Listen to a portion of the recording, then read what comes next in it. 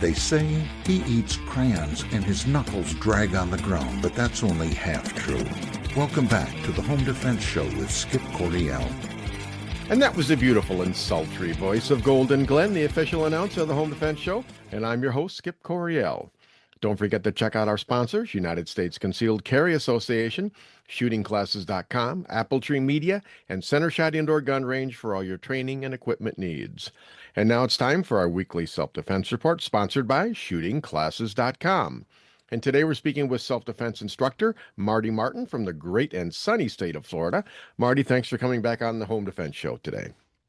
Once again, thanks, Skip. Appreciate you inviting me, and it's always a pleasure to be here with you, sir. Well, that's great. Okay, what part of Florida are you from again? I'm in the Central Florida, so actually right outside of the Orlando area. Ah, okay. Now, this is very selfish of me, but I'd like you to remind me, what does it feel like to be outside, see the sun, and feel warmth on your skin? Don't know because we haven't had it. You haven't had it? Well, if you don't have it in Florida, where do you have it? We have a cold snap right now, Skip. When we're recording this, the last couple of days, we've actually gotten down into the 30s at night, and that's pretty unusual for us. And like today, we woke up to a little rain, and the wind's just been really blowing today. So we're not the typical sunny state of Florida that, Oh, that we would normally have. So we're going through a little bit of a cold spell. So, but well, it's not a bad thing when you have the heat all the time. Having something like this is refreshing, and it kind of makes it feel more like it's winter. yeah. Well, come on up here to Michigan if you get tired of all that, you know, that 30-degree cold. We're going to be mostly in the teens this week up here in Michigan, and of course there's snow on the ground. But it's been a fairly warm winter, 30s and 40s is really warm for us up here in January. But it's been not a bad winter. I tell you what, before I come down to Florida, I'll send you an email just to make sure it's okay. How's that? Yeah, yeah. We'll let you bring some weather with you. Okay, all right. All right. Well, all right. Now, Marty, we have got a very interesting crime to talk about here. This was from Channel 7 down there in Florida. It says, Good Samaritan carjacked at gunpoint after stopping to help man waving him down. This is from Volusia County. Where is that relative to you, Marty? So it's almost east of us. It's over in Daytona Beach. Ah, okay. All right. So they're actually, Volusia County is right there on the water on the Atlantic side. Hmm. Most people that would be listening to our show today, Skip, would know or have heard of the Daytona 500. Oh, yeah. And Yeah. so it's Daytona Beach and Daytona Beach Bike Week. Some of those kinds of things are make national news, but that's where Volusia County is. Okie dokie. All right. Well, it says a Florida man says he's going to be more cautious the next time he stops to help someone on the road after becoming the victim of a carjacking. A man who only wanted to be identified as Kyle says he was trying to get home around 9 p.m. Monday in Daytona Beach shores when he saw a man waving him down on State Road A1A. The man, later identified as 34-year-old Grant Hagood James, said he needed a ride. After taking a look at him, I thought, this guy is sketchy. I said, nope. And then I started to pull forward, but he stayed with the window. That's when he said, I need this. Then that's when I realized he had a gun pointed at me. Kyle says he realized he shouldn't fight the suspect. I realized my life was in danger, Kyle said. Authorities say Hagood James drove off with Kyle's car with his phone and wallet inside. Kyle flagged down the next car he saw, and that driver let him use their phone to call 911. Meanwhile, Volusia County Sheriff Mike Chitwood says another 911 call came from a restaurant in Port Orange, not far from where the carjacking happened. They're calling and saying that a white male swam up to the restaurant on the intercoastal, climbed in, and ran through the restaurant, took his shirt off, ran back through the restaurant, went back into the river, and swam into the mangroves, Chitwood said. The second 911 call led to a large law enforcement response on foot and by air that included four different agencies. Chitwood says law enforcement found Hagood James hiding in the mangroves and took him into custody. The suspect has been charged with armed carjacking and is being held in jail with no bond. Following the incident, Kyle says he isn't sure whether he'll stop for someone on the side of the road again. It depends because thankfully the next person stopped for me when I needed help, but I'll definitely be a little more cautious next time, he said. In a bit of good news, law enforcement was able to recover Kyle's car, which was found abandoned in the yard of a home in Port Orange. A gun was found nearby. All right, there's a lot there. But A lot to unpack, isn't it? yeah, all right. But hey, that is your job today, Marty. And I will be your faithful helper. You go first, okay? Well, what are we going to start off with here? The ever standby situational awareness. Yeah. We would like to think that people want to be good Samaritans, and if somebody needs help, we'd certainly like to be able to think our community's safe enough, and that if somebody's in distress, which Kyle ended up being in distress because Yeah, yeah. lost his car, lost his phone, all of his things, and found himself in a similar situation needing help. But one of the things that I find that's interesting to this is um, the individual that's accused of doing the carjacking. Obviously, that was pre-planned because he had a gun. Mm, And when it would appear that maybe when Kyle rolled the window down on the passenger side and maybe said, "Hey, how can I help you?" And then he realized that this individual had a gun, he did the right thing. He protected his life. He let the person have the property, and then you can let law enforcement work the issue afterwards. That's a good thing. I think that was the right way for that to happen. But where it begins to become sketchy for me is the fact that another 911 call comes in, and mhm. you have a gentleman who runs through the restaurant, takes his shirt off, runs back through the restaurant, happens to be the same individual that was involved in the carjacking. To me, that's where I'd love to see more of the backstory and really hear what's going on and how all of that unfolded. But if I look at it from the perspective of that piece as to what happened, I would say from my experience that most definitely the individual who we are accusing of doing this, which is Haygood James, that is in no way, shape, or form normal behavior to swim out of the ocean, go You into a think so? restaurant, take your clothes off, and run back through the restaurant. You If that's know, normal, we're all in trouble. well, I assure you, Skip, it's not normal in Florida. Oh, good, good. Might be normal in some other state, but that's not a normal behavior. Yeah, But then the individual, when they actually did track him down and they discovered that the car was nearby, so they were able to put the pieces together and say that this individual was the person who carjacked. Uh, to your point, Skip, that's a lot of stuff to unpack. yeah, But in the state of Florida, when we're talking about carjacking, that's one of those things that is a forcible felony. And so an individual that finds themselves being carjacked in the state of Florida is justified in protecting themselves, and if their family's with them in the vehicle, they're justified in using deadly force to protect themselves because the label carjacking is a forcible felony. yeah. Again, obviously, you've got to take the context of what happened. And what we're really looking at here is Kyle says he didn't feel comfortable with that, and he did the right thing. He let he let this Haygood James have the vehicle and protected himself, and was able to then go on and I think that was the right call there. But definitely an interesting case. Yeah. Yeah, unfortunately, that kind of thing is becoming more and more normal. My initial guess, I mean, if I had to bet some money, I would bet that this Haygood James fella, he was either mentally ill, on drugs or alcohol, or all three, um, because this is not normal to do things like that.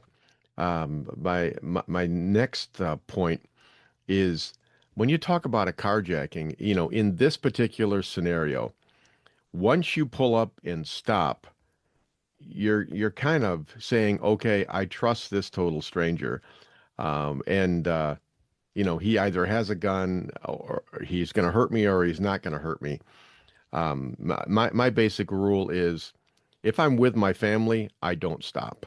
Okay. I just don't stop unless it's someone that I know. I just don't stop. And even if I'm by myself, I might slow down, take careful note. Okay, what's going on? Are other people around? And a lot of the time, I just don't stop, and that goes against my upbringing. That I'm older. I'm in my 60s, and when I was a kid, and my dad went ahead and saw someone on the side of the road, it was just automatic. You just automatically stopped and you helped them because it was the neighborly thing, the right thing to do, the polite thing to do. And so for me to not stop, it's difficult, but these are different times than back in 1965. And Right. For so sure. how do you handle that, Marty? I think the situation is that if you've got a cell phone and you see somebody that's in distress, you're the one who calls 911 and you tell them where you are and you ask them to come out and send a responding officer that can help that person.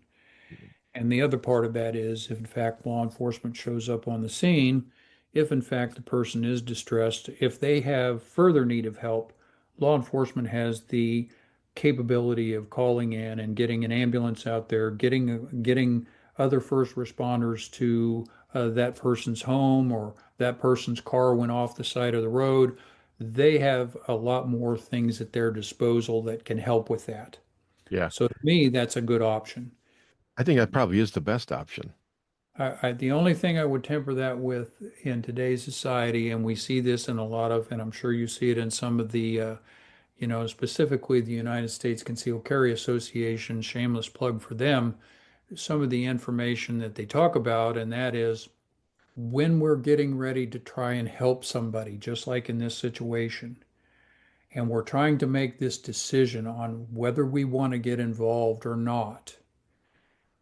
Are we putting our families in danger? Are we putting other people's lives in danger? And if we are doing so, then we're allowing that to temper what our judgment call is going to be versus potentially how we were raised or the necessity. And then how long does it take for law enforcement to actually respond? Yeah, Because in this, we know that he was driving down the road at 9 o'clock at night and he's in Daytona Shores, Daytona Beach Shores. We don't really know if that's a populated community or is that one of those really dark sections of road where there's not really anybody out there, so there isn't any help that's coming. But I think to answer your question directly, I think you make the call for them and say, there's a man standing on the side of the road. He appears to be distressed. He appears to need help. And I would like an officer to come out there and respond. yeah.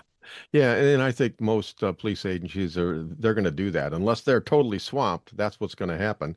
Even if they're swamped, eventually they'll get back to you. And quite frankly, how many people these days don't have cell phones on them? Mhm. I'm, Right. I mean, even a 12-year-old has a cell phone these days, so that's not an issue.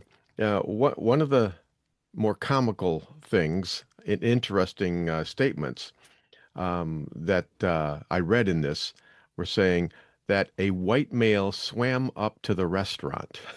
Right. It's Yeah. Yeah. that And, just doesn't and happen. well, what I would also say, Skip, because people that are not familiar with these mangroves that they're talking about that he swam out of, Hmm. you have maybe some people have seen it on a TV show or something.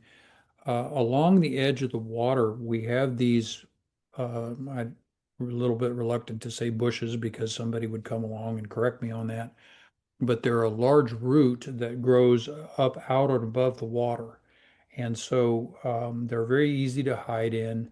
But we have restaurants and we have businesses and we have things along the edge of the water where you may not have that big of a beach. The road, in other words, runs maybe 3 or 4 feet from water's edge. Hmm. So what I'm picturing in my mind is that possibly this restaurant is on one of these little mangrove areas. They're very, very nice for at night because you can sit out on their deck and you can enjoy the view, you can enjoy the water, you can enjoy all of that. And that's what it reminds me of as far as the restaurant.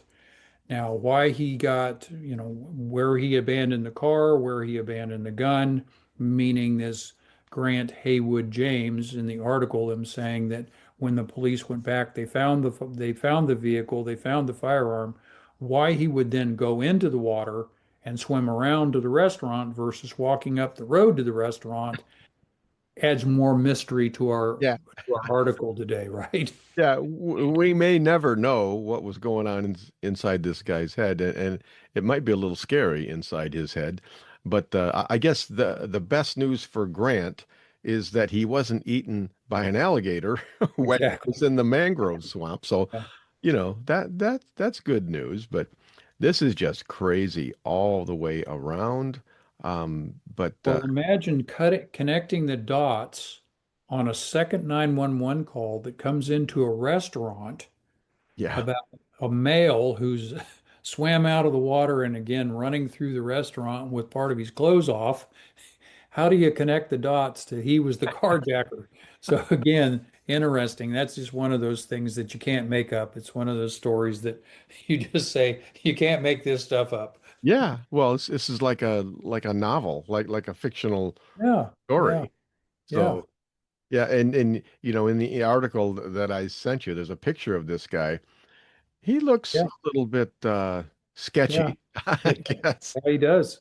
Yeah, he does. But But you and have no I've idea. always said you follow your gut instinct. You look at someone and they look sketchy, well, Yeah, they're probably sketchy. So, yeah. well, okay, Marty, good analysis. We had fun with this one. Before you go, please tell people how they can find out more about what you do. They can go online and they can look us up at mmktactical.com, and that will link them to all of the things that we offer.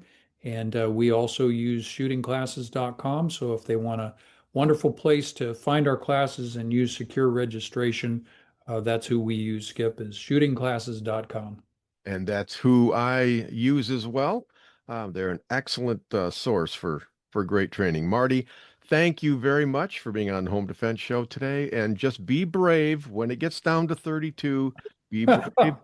Spring will eventually get here. All right. I appreciate that. Thanks again, Skip. Enjoyed talking to you. All right, great. All right, folks, that about wraps it up for this week's show. I've had a good time, and I hope you have too. Please don't forget to thank our sponsors, Center Shot Indoor Gun Range at centershotgunrange.com, shootingclasses.com to help you find the right trainer for your needs, and United States Concealed Carry Association. For all your self-defense needs, go to uscca.com. All right, I've written 20 plus books, and they're all available on Amazon.com in paperback, ebook, and audiobook. This week, check out my geopolitical thriller, We Hold These Truths. I think you'll like it. And also check out the Home Defense Show videos on rumble.com.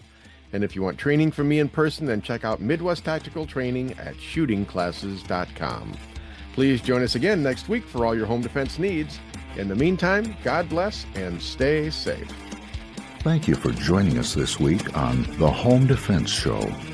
Now, get out there and protect the ones you love. We'll see you next week with more of the best. Bye-bye, boys! Have fun storming the castle!